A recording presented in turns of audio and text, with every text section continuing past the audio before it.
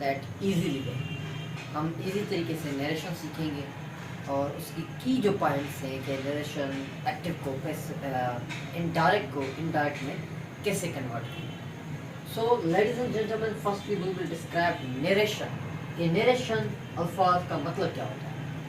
Narration लफ्ज़ जो है ना, उसका मतलब होता है टू नरेट समथिंग, मीन्स किसी चीज़ को बयान करना, किसी चीज़ को वाज़े करके बताना, that is known as narration.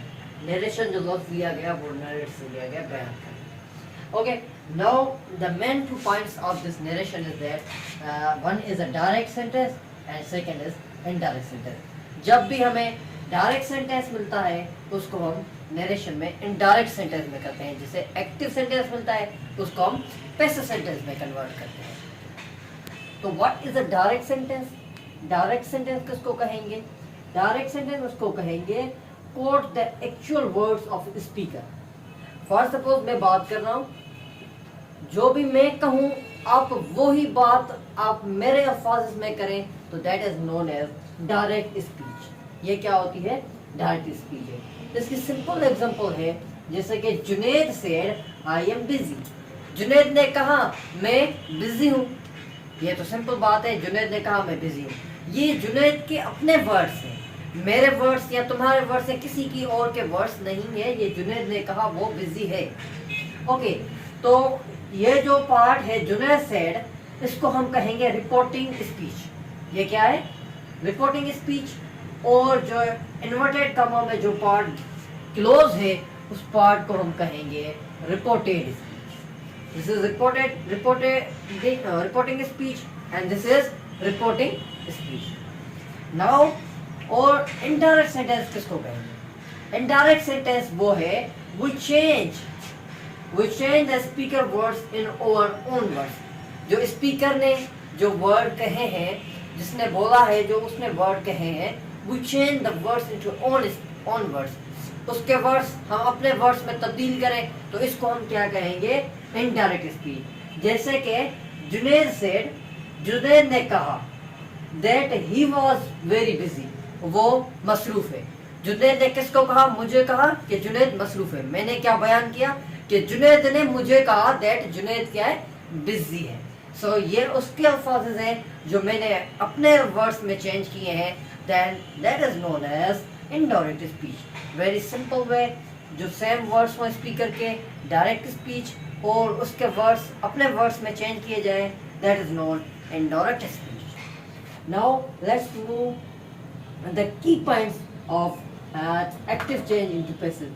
जब भी डायरेक्ट को जब भी इनडायरेक्ट में चेंज करेंगे, उसकी कुछ की पॉइंट्स हैं वो डिस्कस करेंगे।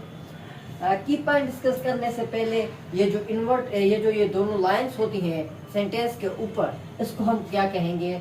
That is known as inverted commas. इसको क्या कहते हैं? इन्वर्टेड कॉमा है।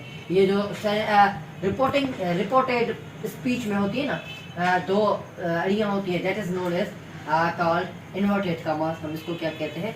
इन्वर्टेड कॉमास में जो सेंटेंस बंद होता है उसको क्या कहते हैं? इन्वर्टेड कॉमास कहते हैं।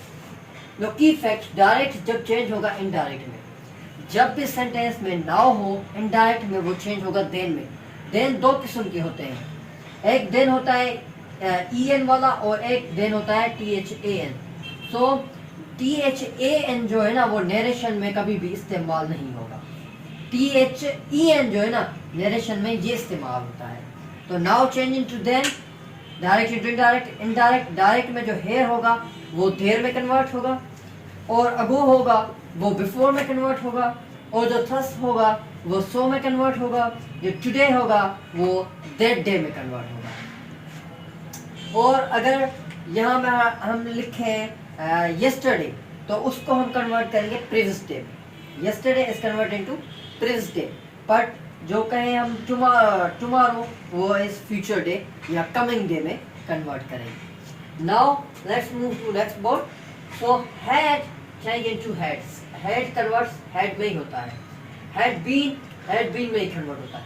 और ये एक बात जो नोट करने वाली, ये नोट के शल को मोस्टली हम क्या करते हैं कि विल में तब्दील कर लेते हैं, पर always remember that shall is change into should. जब भी डायरेक्ट में शल आ जाए और इनडायरेक्ट में उसको किस में तब्दील करेंगे, शुड में चेंज करेंगे। और विल बी को हम शल बी में चेंज नहीं करेंगे, will be change into would be, will be change into would be, means will किस में चेंज होगा, वुड बी में, विल बी चेंज होगा वुड बी में। और वुड, माइट, और इसकी जगह पर हम कुड भी लिख लेते हैं। ये तीनों जो होंगे ना ये सेम रहेंगे, इनकी डायरेक्ट से इनडायरेक्ट में कोई भी चेंजिंग ना होगी।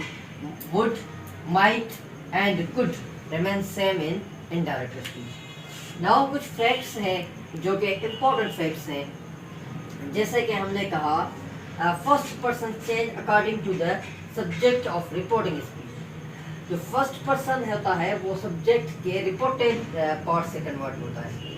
ये आई क्या है, फर्स्ट पर्सन है, तो आई को किस से चेंज करें, आई को भी तब्दील करना होता है।